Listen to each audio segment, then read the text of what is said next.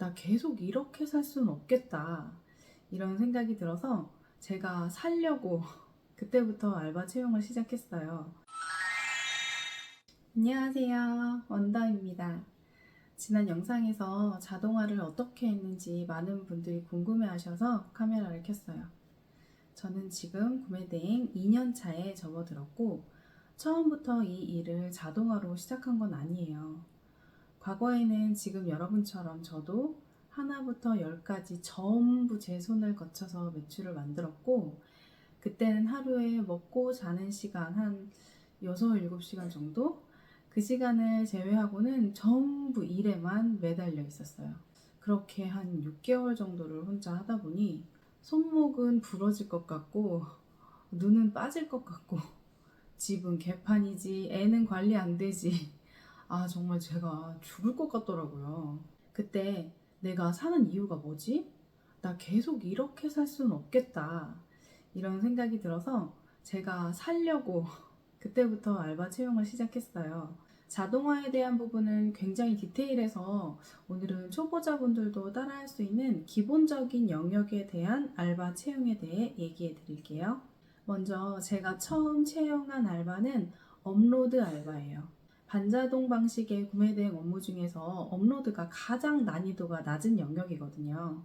업로드 알바 모집은 알바몬과 알바천국 같은 구인 구직 사이트에 기업 인증 절차를 거쳐 구인 공고를 올렸고, 이 업로드 알바의 경우 거의 재택근무를 하고 또 업무 난이도가 높지 않아서 구직자들 사이에서도 선호하는 알바더라고요.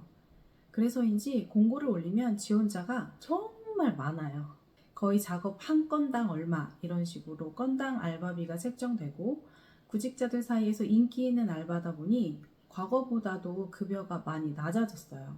저는 업로드 알바를 채용할 때 매일매일 작업이 가능한 분, 그리고 하루 최소 3시간 이상 운용이 가능한 분이 필수 항목이고, 썸네일과 옵션명을 소비자가 잘 이해할 수 있게 수정하는 정도의 업무를 요청드리고, 알바비는 200원부터 시작합니다.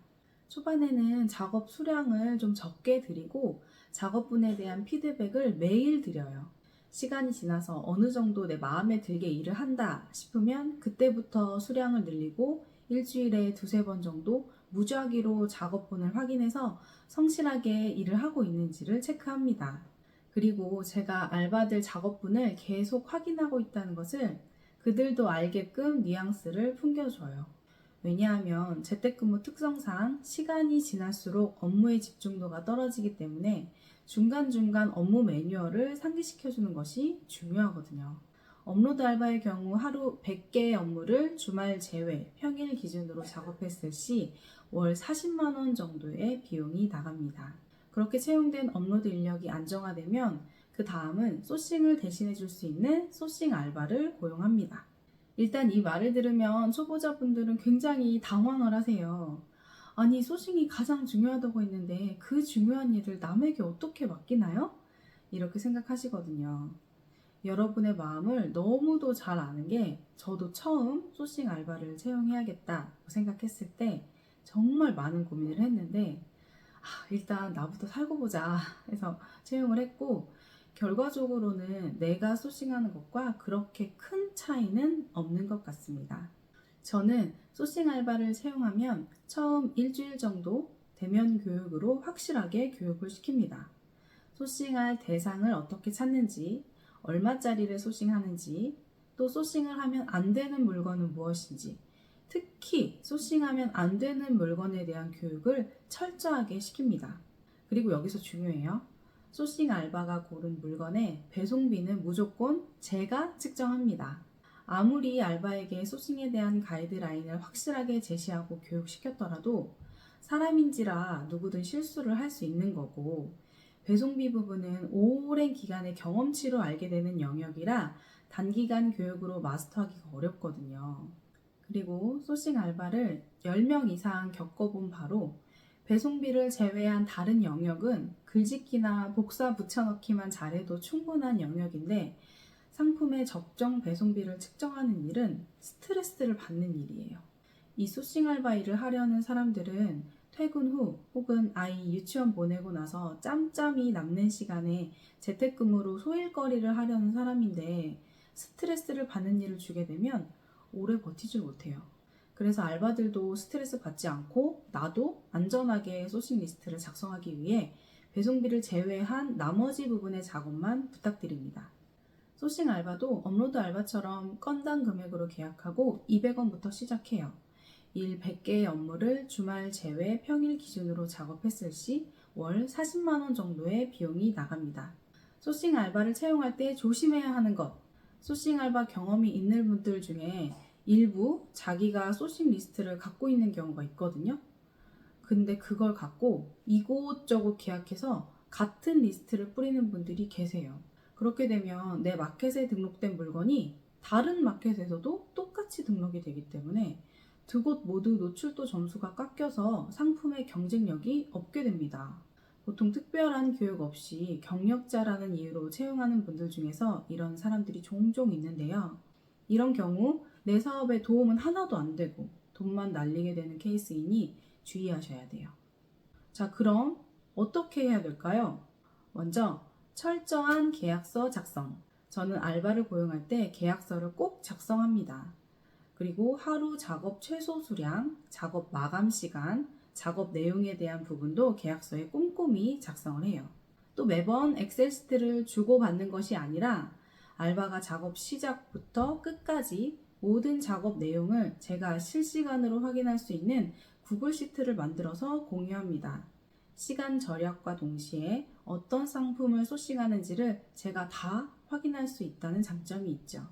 그리고 이 모든 게 그냥 믿고 가는 것이 아니라 애초에 문제가 될 만한 소지들을 다 없애고 시작하는 거고요.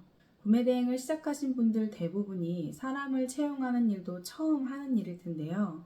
이때 대표님들이 가장 주의해야 하는 점은 알바에 대한 기대를 낮추고 시작해야 된다는 점입니다. 지금껏 말씀드렸지만 이 알바들 월 50만 원도 안 드는 저렴한 비용으로 고용을 하는 거예요. 사람을 처음 채용하는 입장에서 기대가 매우 높은 상태로 채용을 하게 되면 결국 알바도 나도 오랫동안 같이 일하기는 힘들어요. 그리고 대표님, 어딜 가도 나처럼 일하는 알바는 없습니다. 나처럼 일하면 왜 알바하겠어요? 사장하지. 그러니까 내가 해야 되는 일을 대충이라도 대신 해주고 있다. 이 관점으로 접근하시길 바랍니다. 내가 하는 일의 70%만 해도 정말 잘하는 알바예요. 아시겠죠? 이렇게 두 가지 영역의 알바 채용에 대한 이야기를 해보았는데요. 지금 제 영상을 보는 대부분의 분들은 구매 대행을 준비하거나 이제 시작한 지 얼마 되지 않은 분들일 텐데 그 시기에는 업로드나 소싱 알바 채용으로 대부분의 업무를 자동화할 수가 있어요. 그리고 이제 나는 조금 매출이 더 높아졌다 혹은 이 일 외에 다른 일을 해야 돼서 시간이 더 필요한 분들 계시죠? 그런 분들은 이 다음 스텝으로 주문 처리 직원을 채용하는 것을 추천합니다. 먼저 주문 처리는 직접 출근하는 분, 그리고 재택근무하는 분, 이 두 가지로 나뉠 수 있는데요. 저는 직접 출근하는 분을 선호합니다.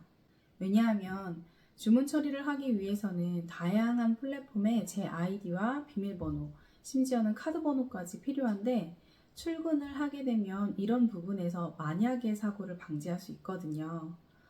주문 처리 업무는 통관 보호가 오류거나 없는 분께 연락을 취하고 주문받은 상품을 찾아서 해외 사이트에서 상품을 구입하기 전에 판매자와 가격에 대한 협상을 진행합니다.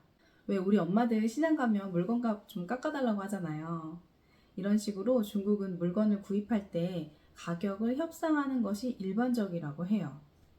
그래서 저도 이런 협상을 통해서 제법 쏠쏠한 할인을 받고 마진율을 높이고 있습니다. 그렇게 물건을 구입했다면 이제 배송 대행지에 입력을 하는 것으로 주문 처리 업무는 끝나는데요. 주문 처리 업무에서 중국어가 가능한 직원을 둔다면 가격을 협상하거나 추가적인 사항에 대해 더 자세한 정보를 얻을 수 있어서 훨씬 메리트가 있습니다. 저의 경우 중국어 가능하신 분과 불가능하신 분, 이렇게 두 분을 모두 경험해 보았는데요. 우리 모두 중국어 하나도 몰라도 얼마든지 중국 구매 대행 할 수 있다고 말하지만 사실 중국어가 가능하신 분과 함께 일하는 것이 중국 구매 대행에서는 더 유리한 일이라는 것을 알게 되었어요. 그래서 앞으로도 주문 처리는 중국어가 가능하신 분과 같이 일할 생각입니다. 재택근무 방식으로 주문 처리를 하시는 분들을 보면 제가 진행하는 주문 처리보다는 업무 루틴이 좀 더 단순화되어 있더라고요. 통관보호는 전혀 상관하지 않고 주문이 들어온 제품을 가격 협상 없이 주문하되 이때 마진이 몇 프로 이하면 주문하지 말고 나머지만 주문해 주세요. 이런 식으로 가이드라인을 주시더라고요. 아무래도 가격 협상이 없기 때문에 주문하는 데 있어서 시간이 훨씬 더 단축되어 건당 금액으로 계산하기 편리하다는 장점이 있습니다. 그리고 주문 처리를 하기 위해 오픈하는 비밀번호와 같은 개인 정보들은 그냥 믿고 가는 거고, 주문 처리도 건당 금액으로 월등히 저렴한 가격에 알바를 채용하는 거니 내 순이익을 높이는 데는 더 유리하겠죠? 하지만 저는 지금도 앞으로도 주문 처리는 재택근무로 진행할 계획이 없어서 이 부분은 각자의 상황과 가치관에 따라 선택하시면 될 것 같습니다. 참고로 제 생각에 주문 처리 직원은 매출 3천 이상 되면 그때 고려해 보는 것을 추천합니다. 그 이전 매출까지는 힘은 좀 들지만 충분히 혼자서 해낼 수 있거든요.